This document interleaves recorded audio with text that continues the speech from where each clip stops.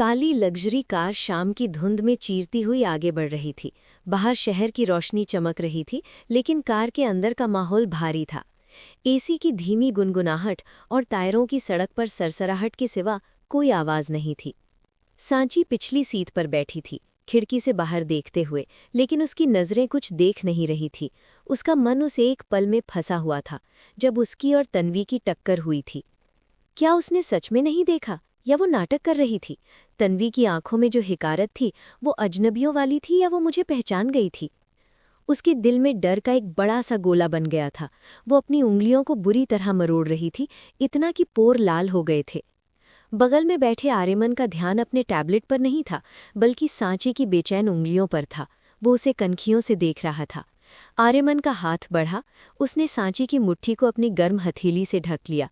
उसने सिर्फ एक शब्द कहा, सांस लो। सांची ने एक लंबी सांस छोड़ी। आर्यमन के स्पर्श ने उसे थोड़ी हिम्मत दी, लेकिन उसके मन का डर अभी पूरी तरह गया नहीं था। शहर के दूसरी तरफ पॉश कॉलोनी में स्थित खन्ना विला के ड्राइंग रूम में तनाव इतना गाढ़ा था कि उसे चाकू से काटा जा सकता था। तन्वी कॉलेज से लौटी थी। उसने अपना डिजाइनर बैग सोफे पर पटका और ऊंची हील्स वहीं उतारकर फेंक दी। उसका गोरा चेहरा गुस्से से लाल हो रहा था, उसकी आंखें सुलग रही थी। मिस्टर खन्ना अखबार पढ़ रहे थे और मिसेस खन्ना चाय पी रही थी। तन्वी का ये रूप देखकर वे चौंक गए। मिस्टर खन्ना ने अखबार नीचे रखा। क्या हुआ मेरी राजकुमारी को? आज इतना गुस्सा क्यों? कॉलेज में किसी ने कुछ कहा? मिसेस खन्ना भी कप रखकर उसके पास आईं। हाँ बेटा, बताओ तो सही, किस बात पर इतना चढ़ा हुआ है पारा? तन्वी ने एक कड़वी और जहरीली हंसी हंसी। कॉलेज में किसी ने कुछ नहीं कहा डैड, लेकिन कॉलेज में जो मैंने देखा वो मेरा खून खौलाने के लिए काफी है। उसने अपनी मुट्ठियां भींच ली। वो साची, वो मनहूस, 2 कौड़े की लड़की जिसे हमने कीड़े की तरह कुचलने की कोशिश की थी। तन्वी की आवाज चिल्लाहट में बदल गई। वो मेरे कॉलेज में है, मेरे क्लासरूम में, मेरे सामने। मिस्टर खन्ना हक्के बक्के रह गए। क्या बक रही हो साची, तुम्हारे कॉलेज में? मिसेस खन्ना ने अपना मुंह ढक लिया। असंभव, वो आर्यमन राठौड़ के संरक्षण में है सुना था, लेकिन कॉलेज? तन्वी सोफे पर धम से बैठ गई, जैसे सारी ताकत लगा दी हो।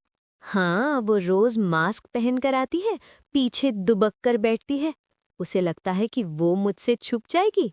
उसे लगा था कि मैं बेवकूफ हूं। तन्वी ने टेबल पर रखा फूलदान गुस्से में झाड़ दिया। कांच बिखर गया। आज कॉरिडोर में वो मुझसे टकराई थी। उसका मास्क गिरा नहीं था, लेकिन मैंने उसकी आंखों में देखा, वही डरी हुई, सहमी हुई आंखें। मैंने उसे पहचान लिया था, लेकिन मैंने उसे नहीं बताया। मैं नहीं चाहती थी कि वो सतर्क हो जाए। मैं चाहती थी कि वो इसी गलत फहमी में रहे कि वो सुरक्षित है। तन्वी का चेहरा एक शिकारिन की तरह हो गया।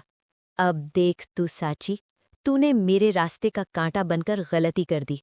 अब मैं तुझे सिर्फ कॉलेज से नहीं, दुनिया से निकाल बाहर करूंगी। मिसेस खन्ना, जो पहले डरी हुई थी, अब साजिश में शामिल हो गई। तो हम क्या करें? क्या प्रिंसिपल से बात करके उसे रस्टिकेट करवा दें या सबके सामने उसका तमाशा बनाएं? तन्वी ने घमंडी अंदाज में हाथ हिलाया। मॉम, ये बहुत बचकानी हरकतें हैं। स्कूल में बुली करना बच्चों का खेल है। अब हम बड़े हो गए हैं तो खेल भी बड़ा होना चाहिए। उसने अपनी माँ और पिता की तरफ देखा। उसकी आंखों में एक खतरनाक प्लान चमक रहा था। मुझे साची को बेइज्जत नहीं करना है। मुझे उसे आर्यमन राठौड़ की नज़रों से गिराना है। मुझे आर्यमन को यकीन दिलाना है कि साची एक चरित्रहीन और धोखेबाज लड़की है, और जब आर्यमन उसे अपने घर से धक्का मारकर निकालेगा, तब असली मजा आएगा। मिस्टर खन्ना ने पूछा, लेकिन ये कैसे होगा? आर्यमन तो उस पर जान छिड़कता है। तन्वी ने शातिर मुस्कान दी। डैड, फोन लगाइए समीर खुराला को। उसे बता दीजिए कि उसकी साची कहीं और नहीं, बल्कि उसी कॉलेज में है जहां हम जाते हैं। उसने अपनी उंगलियां नचाईं। जब समीर कॉलेज आएगा और सबके सामने साची को अपना बनाने की कोशिश करेगा, और जब ये तमाशा आर्यमन देखेगा, तब उसे लगेगा कि साची और समीर के बीच अभी भी कुछ चल रहा है। शक का बीज बो दो डैड, शक प्यार को दीमक की तरह खा जाता है। मिस्टर खन्ना के चेहरे पर भी वही शैतानी मुस्कान आ गई। क्या बात है, मेरी बेटी तो मुझसे भी ज्यादा होशियार निकली। उन्होंने तुरंत अपना फोन निकाला और समीर का नंबर मिलाया। घंटी बजने लगी। उधर एक जाल बुना जा रहा था, साची की इज्जत, आर्यमन के भरोसे और उनके मासूम प्यार को खत्म करने के लिए। तन्वी खिड़की के पास जाकर खड़ी हो गई, बाहर अंधेरे को देखते हुए। बचकर कहाँ जाओगी साची, तुम्हारा अंत अब मेरे हाथों लिखा है, और आर्यमन वो सिर्फ मेरा है। मिस्टर खन्ना ने फोन स्पीकर पर डाला। घंटी बजी और दूसरी तरफ से समीर खुराना की आवाज आई। वो शायद किसी बार में था या फिर अपने ऑफिस में, क्योंकि पीछे हल्का शोर सुनाई दे रहा था। जी अंकल, इस वक्त फोन? समीर की आवाज में हल्की सी झुंझलाहट थी, क्योंकि उसका दिन पहले ही आर्यमन की वजह से खराब हो चुका था। मिस्टर खन्ना ने एक नज़र तन्वी को देखा और फिर बड़े ही नाटकीय अंदाज में कहा, समीर बेटा, मुझे लगता है तुम्हारी किस्मत अब पलटने वाली है। हमारे हाथ एक ऐसी जानकारी लगी है जो तुम्हें तुम्हारा पुराना प्यार वापस दिला सकती है। उधर से शोर थम गया। समीर की आवाज सतर्क हो गई। मतलब? तन्वी ने फोन की तरफ झुकते हुए व्यंग्य भरी हंसी के साथ कहा, मतलब ये मिस्टर मजनू कि तुम्हारी बेगम साहिबा, तुम्हारी प्यारी साची कहीं और नहीं बल्कि मेरे ही कॉलेज में पढ़ाई कर रही हैं, हमारे बिल्कुल नाक के नीचे। एक पल के लिए सन्नाटा छा गया। फिर समीर की हंसी सुनाई दी, एक ठंडी शिकारी हंसी। कॉलेज में? वाह, शेरनी पिंजरे से निकलकर शिकार गाह में आ गई। मुझे लगा था कि वो राठौर ने उसे किसी तिजोरी में बंद करके रखा होगा। तन्वी ने नफरत से कहा, बंद करके रखा है या खुला छोड़ा है, इससे हमें क्या? हमारा मतलब सिर्फ इससे है कि उसे बर्बाद कैसे करना है। सुनो समीर, वो रोज मास्क पहनकर आती है, पीछे छुपकर बैठती है। उसे लगता है कि कोई उसे नहीं देखेगा, लेकिन अब वो मेरे राडार पर है। मिस्टर खन्ना ने बात संभाली। समीर, हमने जो प्लान बनाया है उसे ध्यान से सुनो। साची और आर्यमन का रिश्ता अभी नाजुक है। हमें उस रिश्ते की जड़ पर वार करना है। हमें सिर्फ साची को बदनाम नहीं करना है, हमें आर्यमन की आंखें खोलनी है। समीर ने फोन पर ग्लास में बर्फ गिरने की आवाज की।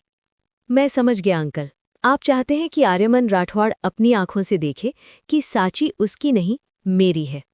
तन्वी ने उत्साह में कहा, बिल्कुल, तुम कल कॉलेज आओ, किसी न किसी बहाने से साची के करीब जाओ और ये सुनिश्चित करो कि ये खबर आर्यमन तक पहुंचे। जब वो देखेगा कि साची तुम्हें एंटरटेन कर रही है या तुम उसके साथ जबरदस्ती भी कर रहे हो और वो कुछ नहीं कह रही, तो आर्यमन का वो प्रोटेक्टिव गुब्बारा फूट जाएगा। समीर की आवाज अब खतरनाक हो गई। चिंता मत करो तन्वी, मैं ऐसा तमाशा करूंगा कि पूरा कॉलेज देखेगा। मैं साची के साथ कुछ ऐसा करूंगा कि आर्यमन को उससे घिन आने लगेगी। वो उसे छूना तो दूर, उसकी तरफ देखेगा भी नहीं। तन्वी के होठों पर क्रूर मुस्कान फैल गई। तो फिर तैयार हो जाओ समीर, कल का दिन साची का आखिरी अच्छा दिन होगा। फोन कट गया। तीनों, मिस्टर खन्ना, मिसेस खन्ना और तन्वी ने एक दूसरे को देखा।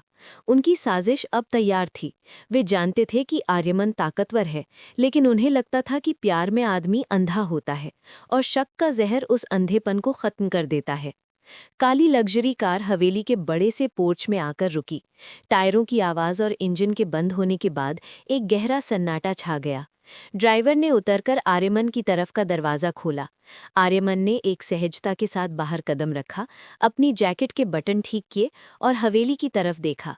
उसे लगा कि साची भी उतर गई होगी, लेकिन साची अभी भी कार के अंदर बैठी थी। उसकी नज़रें अपनी गोद में रखे बैग पर टिकी थीं, लेकिन उसका दिमाग बहुत दूर कॉलेज के उस गलियारे में भटक रहा था। तन्वी की वो धमक भरी नज़रें, रोहन का पीछा करना और अपनी पुरानी पहचान का खौफ, इन सब ने उसे अंदर से हिलाकर रख दिया था। उसे पता नहीं चला कि कार कब रुकी। आर्यमन ने जब देखा कि साची नहीं उतरी तो वो मुड़ा। उसने कार के शीशे के आर पार साची का चेहरा देखा, चिंतित, डरा हुआ और कहीं और खोया हुआ। आर्यमन धीरे से कार के दूसरी तरफ गया। उसने साची की साइड का दरवाज़ा खोला। ठंडी हवा का झोंका अंदर आया, लेकिन साची नहीं हिली। वो अब भी बुत बनी बैठी थी। आर्यमन थोड़ा झुका और उसने अपनी गहरी लेकिन नर्म आवाज में पुकारा, साची। साची चौंक गई। उसका शरीर सिहर उठा। उसने हड़बड़ाकर आर्यमन को देखा, जैसे उसे यकीन न हो रहा हो कि वो कहाँ है। जी? आर्यमन ने उसकी आंखों में देखा। हम पहुंच गए हैं, घर आ गया। सांची ने इधर उधर देखा और खुद को संभाला। उसे अपनी गलती का एहसास हुआ। ओह हाँ, माफ़ कीजिए, मैं बस ख्यालों में थी, उतर रही हूँ। उसने जल्दी से अपना बैग उठाया और लड़खड़ाते हुए कार से बाहर निकली। उसका संतुलन बिगड़ रहा था, लेकिन उसने खुद को गिरने नहीं दिया। दोनों धीरे धीरे मुख्य दरवाजे की तरफ बढ़े। हमेशा की तरह सन्नाटा था, लेकिन आज ये सन्नाटा सांची को डरा रहा था। हॉल में पहुंचकर आर्यमन ने अपने कोट के बटन खोले और एक थकी हुई सांस ली। आज का दिन उसके लिए भी लंबा था। दुश्मनों की खोज और सांची की सुरक्षा का बोझ। उसने सांची की तरफ देखा। वो सीढ़ियों के पास खड़ी थी, उसका सिर झुका हुआ था। तुम थक गई हो, आर्यमन ने कहा। ये सवाल नहीं बल्कि एक बयान था। जाओ, फ्रेश हो जाओ, फिर खाना खाएंगे। सांची ने सिर्फ सिर हिलाया। उसने एक शब्द भी नहीं बोला, क्योंकि उसे डर था कि अगर उसने मुंह खोला तो शायद उसकी आवाज़ कांप जाएगी और आर्यमन उसका डर भांप लेगा। वो धीरे धीरे सीढ़ियां चढ़ गई, अपनी परछाई के साथ अकेली। आर्यमन वहीं हॉल में खड़ा उसे जाते हुए देखता रहा। उसे पता था कि सांची कुछ छुपा रही है, और उसे ये भी पता था कि जो भी उसे परेशान कर रहा है, उसकी उल्टी गिनती शुरू हो चुकी है। आर्यमन शावर लेकर बाहर निकला। उसके कंधे पर तौलिया था और बालों से पानी की बूंदें टपक रही थी। वो ड्रेसिंग टेबल के सामने खड़ा था, लेकिन उसकी नज़र आईने में नहीं बल्कि अपने फ़ोन पर थी। उसने विक्रांत, सिक्योरिटी हेड से आज के कॉलेज की रिपोर्ट ली थी। सब कुछ नॉर्मल था बॉस। क्लास हुई, कैंटीन गई, एक दो बार थोड़ी घबराई, पर कोई बड़ी बात नहीं। आर्यमन ने फ़ोन रखा और सोच में पड़ गया। अगर सब ठीक था तो सांची इतनी बुझी हुई क्यों थी कार में? उसकी आंखें कुछ और कह रही थी। आर्यमन को महसूस हुआ कि शायद ये बाहरी खतरा नहीं बल्कि सांची की अपनी अंदरूनी लड़ाई है। उसे सिर्फ सुरक्षा नहीं, उसे ताकत की ज़रूरत है। दूसरी तरफ सांची अपने कमरे में आईने के सामने खड़ी थी। उसने अपने चेहरे पर ठंडे पानी के छींटे मारे। तन्वी की वो धमक भरी नज़र और अपनी घबराहट उसे अब बेवकूफ़ी लग रही थी। मैं क्यों डर रही हूँ? आर्यमन है मेरे साथ। वो दुनिया की सबसे ताकतवर आदमी है और मैं उनकी छत्र छाया में हूँ। अगर मैं ऐसे डर कर जीऊँगी तो मैं उनकी कमज़ोरी बन जाऊँगी। उसने अपने बालों को कंघी की और अपनी आंखों में एक नई चमक लाने की कोशिश की। उसने तय किया कि वो आर्यमन के सामने एक रोती बिलखती अबला बनकर नहीं रहेगी। वो वही मजबूत सांची बनेगी जो रंगों से खेलना जानती है। तन्वी अगर मेरे सामने आ भी गई तो मैं भागूंगी नहीं, मैं उसका सामना करूंगी। घड़ी में 8 बज रहे थे। सांची अपने कमरे से बाहर निकली। आज उसने अपनी एक प्यारी सी पीले रंग की कुर्ती पहनी थी और बालों को एक ढीली पोनीटेल में बांधा था। ठीक उसी वक्त आर्यमन भी अपने कमरे से बाहर निकला। दोनों एक साथ सीढ़ियों के पास पहुंचे। आर्यमन ने उसे देखा और उसकी आंखों में बदलाव नोट किया। वो डरी हुई सांची नहीं थी। उसके चेहरे पर एक हल्की लेकिन आत्मविश्वास भरी मुस्कान थी। सांची ने आर्यमन को देखकर अपनी मुस्कान और गहरी कर दी। मैं आपका इंतजार कर रही थी, उसने उत्साह से कहा। मुझे आपको कुछ बताना था। आर्यमन थोड़ा हैरान हुआ, लेकिन उसके चेहरे पर भी सुकून आ गया।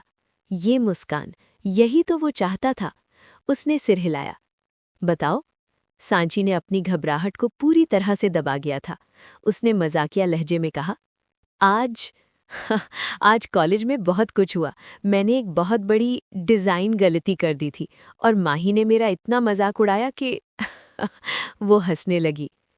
आर्यमन सिर्फ उसे सुनता रहा। उसे नहीं पता था कि ये सच है या झूठ, लेकिन उसे सांची को ऐसे बोलते हुए देखना पसंद था। अच्छा, तो चलो खाना खाते खाते सुनना चाहूंगा कि क्या गलती थी। दोनों नीचे हॉल की तरफ बढ़े। आर्यमन की चाल अब तनाव मुक्त थी और सांची के कदमों में नई जान थी। उन्होंने अपने अपने अंधेरों को कुछ देर के लिए वहीं ऊपर छोड़ दिया था। रात का सन्नाटा पसर चुका था। हॉल की बत्तियां मद्धम कर दी गई थी, जिससे एक सुनहरी चमक कमरे में फैल गई थी। डिनर खत्म हो चुका था। दोनों, सांची और आर्यमन, आराम से सोफे पर बैठे थे। बाहर हल्की हवा की सरसराहट थी और अंदर सिर्फ उन दोनों की धीमी सांसें। आर्यमन अपनी जगह पर बैठा एक मैगजीन के पन्ने पलट रहा था, लेकिन उसका ध्यान मैगजीन पर नहीं बल्कि सामने बैठी सांची पर था। सांची अपनी गोल्डन ब्राउन डायरी लेकर बैठी थी। उसने अपने पैरों को मोड़कर सोफे पर रख लिया था, जैसे कोई छोटा बच्चा अपनी सबसे पसंदीदा खिलौने के साथ खेल रहा हो। उसने पेन का ढक्कन मुंह में दबाया हुआ था और अपनी बड़ी बड़ी आंखों को छत पर घुमाते हुए कुछ सोच रही थी। फिर उसने लिखना शुरू किया।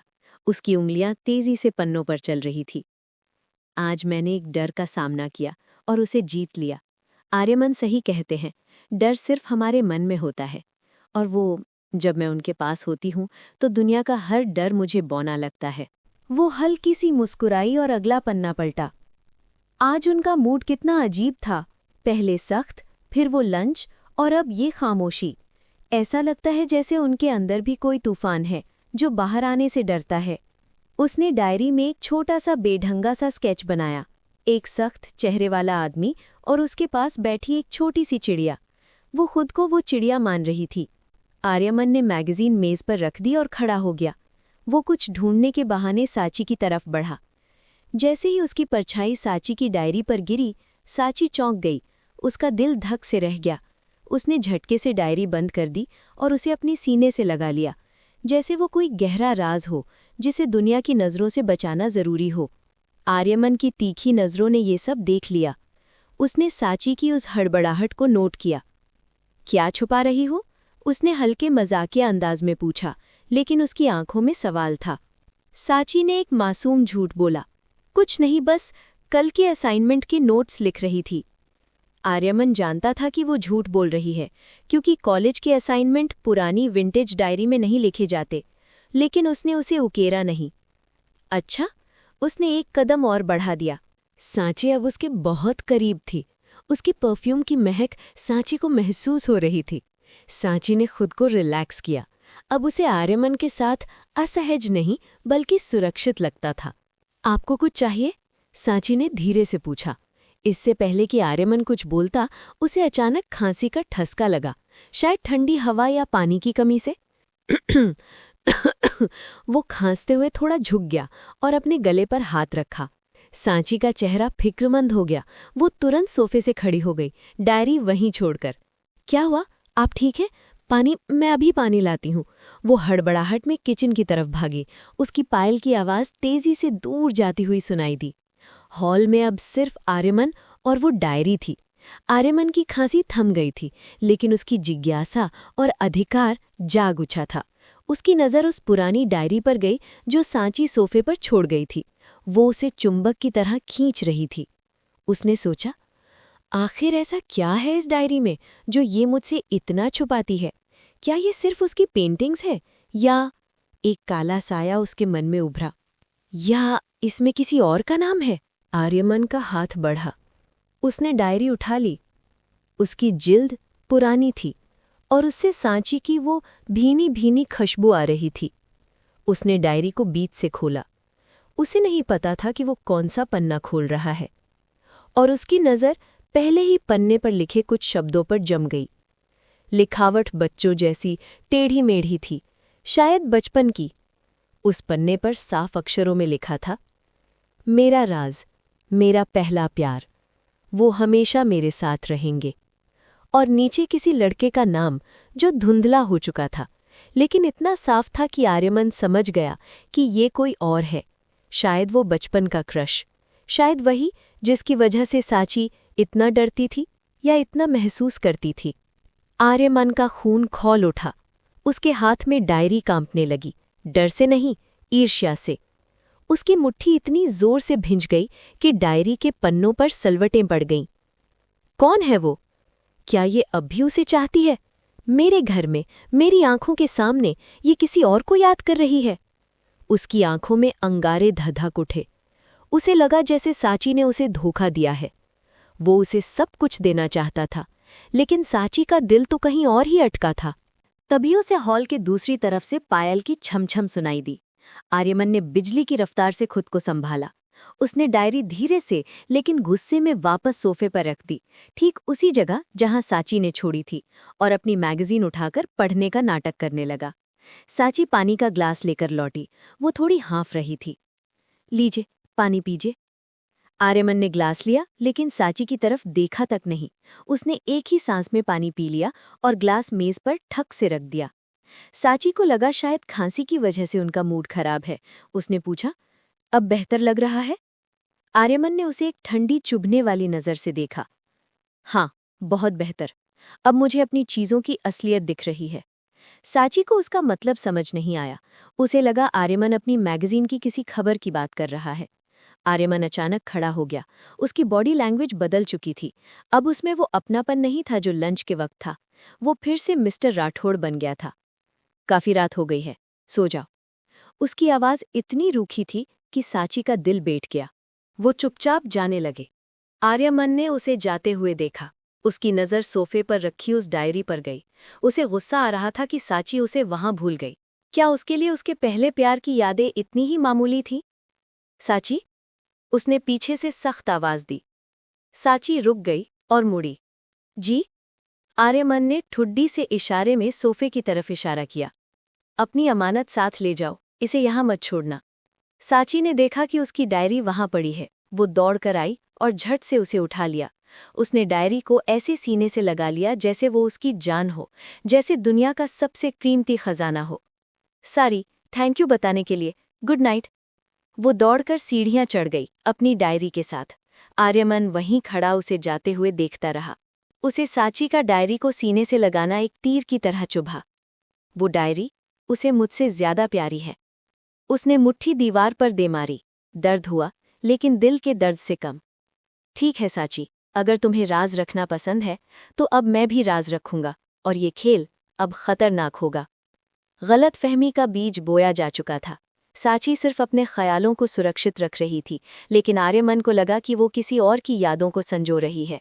साची के ऊपर सीढ़ियां चढ़ जाने के बाद भी आर्यमन काफी देर तक हॉल में उसी जगह खड़ा रहा। सन्नाटे में उसके अंदर की खलबली और तेज होती जा रही थी। उसे लग रहा था जैसे कोई उसकी ही सल्तनत में उससे कुछ छीन कर ले गया है, उसका हक, उसकी अहमियत। डायरी में लिखा वो अधूरा वाक्य और साचीता उसे सीने से लगाना, ये मंजर उसे कांटे की तरह चुभ रहा था। मेरे घर में रहकर, मेरे दिए हुए कपड़ों को पहनकर, मेरे साये में महफूज रहकर वो किसी और की याद में सो रही है। आर्यमन की सोच ने ईर्ष्या यानी जेलसी का एक भयानक रूप ले लिया। उसने झटके से अपनी जेब से फोन निकाला और विक्रांत को कॉल लगाया। रात का वक्त था, लेकिन आर्यमन का गुस्सा वक्त नहीं देखता था। घंटी बजने से पहले ही फोन उठा लिया गया। बॉस? समीर खुराना। आर्यमन की आवाज इतनी ठंडी थी कि उसे सिर्फ बर्फ की सिल से ही तुलना दी जा सकती थी। उसका क्या हुआ? विक्रांत ने तुरंत जवाब दिया। बॉस, सब प्लान के मुताबिक चल रहा है। खुराना के प्रोजेक्ट्स को एक एक करके गिराया जा रहा है। वो बौखला गया है, उसे समझ नहीं आ रहा कि हमला कहाँ से हो रहा है। आर्यमन को इस बात से तसल्ली नहीं हुई।